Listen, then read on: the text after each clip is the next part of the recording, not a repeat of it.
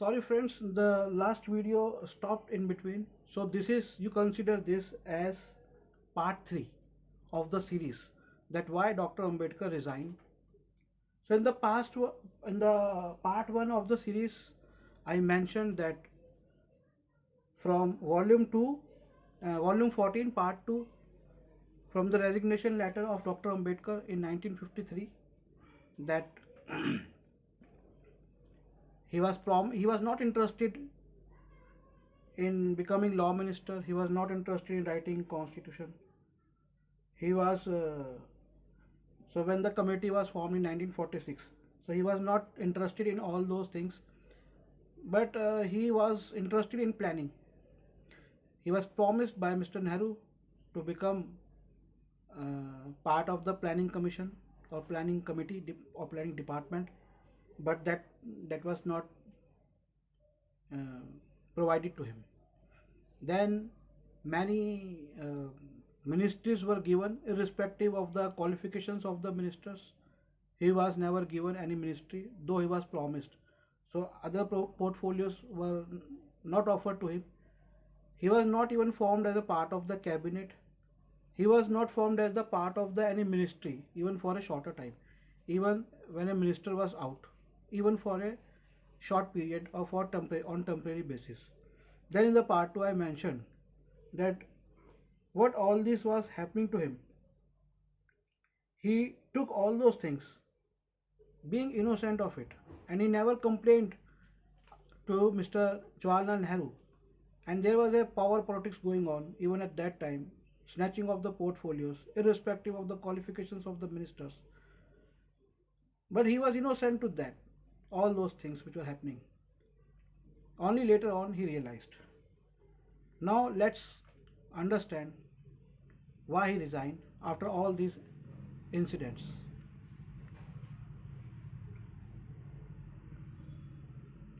Now this is very important part, and I will read it. So it is on the page 1319 of the volume number 14, part 2, English volumes, Writing and Speeches of Dr. Ambedkar. So here he specifically writes. So this is the second matter which is coming. In the past two, it was the matter of not providing a portfolio, good portfolio, though it was promised, and he was innocent that he was just providing his services, and he wanted to provide his services because we know that he wrote his thesis on economics. He was a political economist and very good economist. He wrote a very interesting thesis by the title The Problem of Rupee. I have read that thesis. All of you must read that thesis. So now he says, now this is the next, apart from Mr. Nehru promised him but not given other portfolios. Actually, he was kept engaged in the constitution writing and law ministry, I think, so that Mr. Nehru and Congress could do. And even he says in the first episode, you can listen. Even he says that opposition was also against him. Opposition considered him unworthy, and the people of the Congress were unfriendly towards him. So now what he writes, this is the second reason for his resignation. I will now refer to another matter that made me dissatisfied with the government. It relates to the treatment according to the backward classes. So this matter relates to the backward classes, or we call them now other backward classes or OBCs, or in Hindi we call them Anya Pichda Varg. So this matter was regarding those backward classes. So he writes, it relates to the treatment according to the backward classes and scheduled castes. I was very sorry that the constitution did not embody any safeguard for the backward classes. It was left to be done by the executive government on the basis of recommendation of a commission to be appointed by the Prime Minister.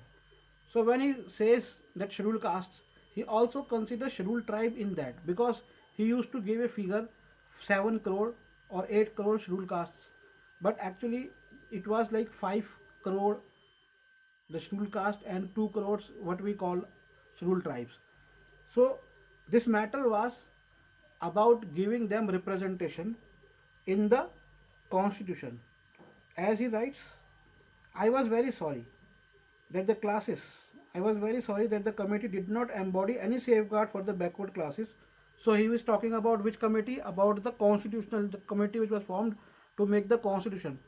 So he was not happy that backward classes were not given a special article in the constitution, that the constitutional safeguards were not given to them in that by that committee. It was left to be done by the executive government on the basis of the recommendations of the cabinet to be appointed by the prime minister. So it was left to the executive government on the basis of recommendation of the commission to be appointed by the prime minister. So what the Congress did, they left the other backward classes reservations, benefits, all those things, their political representation, their executive representation, their education, all they say, all they said that it will be left to the presidential committee. Now, before I go further, I want to tell you about one thing. Recently, Mr. Jairam Ramesh has given a very long speech that Congress formed. Congress, though, did not implement it into the safeguards for the OBCs in the constitution. They included that, but they did not give it in the central, but they asked the state governments, and various state governments formed the backward classes commission, and then reservations were given to the backward classes in the states. So far reservations haven't been given them in the legislature forming, in the assemblies and in the Lok Sabha. But here Dr. Ambedkar is writing that you left them out, firstly, and you left it to some other committee or other commission to be formed, commission to be appointed. This is what Mr. Jairam Ramesh is saying, that we formed one commission, we formed another commission. Then the reality is that the Congress left it. They left the backward classes to be part of the central government. Now this thing, all the people from the other backward classes must understand what is the impact of leaving out in the central government. It means that you will be left out from all the departments of the central government which are in the list 1. You can go to the list 1. So departments like foreign ministry, armed forces, banking, finance, from all these departments you are left out. You are left out from the act making exercise, and the major power lies in the center. So you were left out by the Congress in the center, and also by the BJP also. BJP doesn't want. Now BJP will do. I'm recording this on the 7th of May in 2025, and BJP has already announced for the caste based census. Now this will be a weapon to capture the other backward classes votes. So after this, next election will come in 2029. What they will do, they will go for the caste based population census. Then before that they will announce the more reservation, or maybe in the legislature representation for them before the election, and they will gain the vote. This is their planning. Congress has understood this planning, but the problem is these both are cheaters. These both parties are cheaters. They are cheating you. And to get away from this, it is my recommendation that all the other backward classes must form a federation, as Dr. Ambedkar formed a scheduled caste federation in 1930s. You must also form a federation, and federation must also have a political party and get connected with the other scheduled caste and scheduled tribes. Once your this association will be one and under one party, if you will be fragmented into various parties, impact will not happen. I mean, votes will be divided. And second thing, start working on making the voting cards, asking the people to make the voting cards. In 1937 election, Dr. Ambedkar was contesting from southern part of Bombay. He writes in another um, speech that there were only 8,000 scheduled castes and 48,000 non-scheduled castes. I don't know the result of that election, but he said that we did with these 8,000 because everyone, almost everyone, went to the voting. In those elections, his parties won very good number of seats. So far, I remember they contested in 16 or 17 seats. Out of them, they won 12 seats, 12 out of 16. He might have won in that. I am not sure because he was made some minister after that in the legislative council, in the legislative assembly of Mumbai, Bombay at that time. So this you should understand. Make a federation and make a party and then form a single party along with scheduled caste, scheduled tribes, and also take Hindus who are oppressed, who are poor, and Muslims also, Sikh also. But first you have to come together. So here Dr. Ambedkar writing it. So this was another reason, second reason, that the constitutional safeguards were not given to the backward classes also and scheduled tribes also. Then if you want to listen to more, I can read. Uh, the government has not even thought of appointing committee. The year 1946, during which I was out of office, was a year of great anxiety to me and to the leading members of the scheduled caste.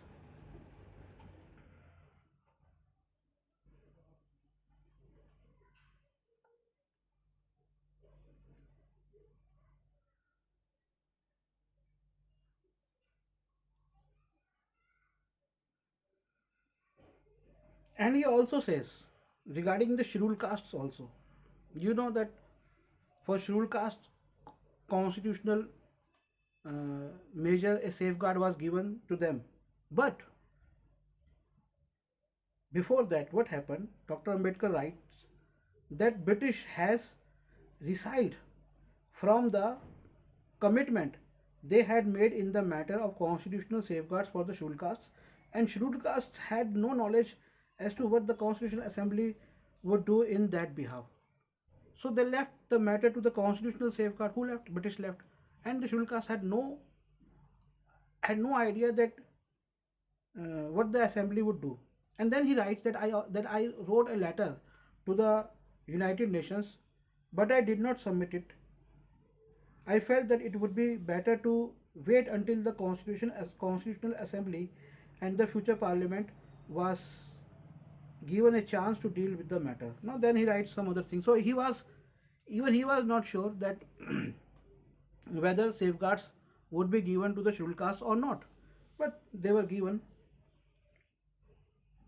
Compare the concern the government shows over the safeguarding the Muslims. Now there is another aspect.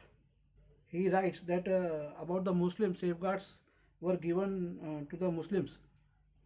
So more safeguards were given to the Muslims, and he writes here that it was a very strong community as compared to the scheduled castes. But there were more safeguards were given to them.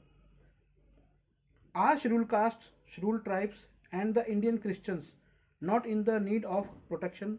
So many people, even from the Christian community and scheduled caste, scheduled tribe communities, says that what Dr. Ambedkar has done to us. See, he was not a showman. He was not a cameraman, like carrying camera everywhere. People took his photographs. That's fine. But he was a statesman. A statesman, whatever he writes, has the meaning.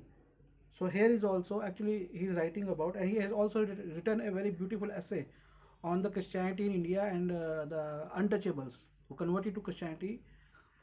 What happened to them? I translated that essay in Hindi. I published it in Hindi by the name Achut or Isai Dharm, but you can go online and you can find it. And so here is he is also mentioning about scheduled tribes specifically.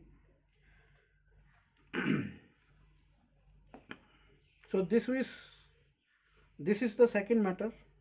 So I hope you understand that matter of constitutional safeguards to be given, and he was specifically talking about the safeguard to be given to the backward classes was not given as he wanted, and even for the scheduled castes, the British left it to the forming of the constitution, and he was not sure. He wrote a letter to the United Nations.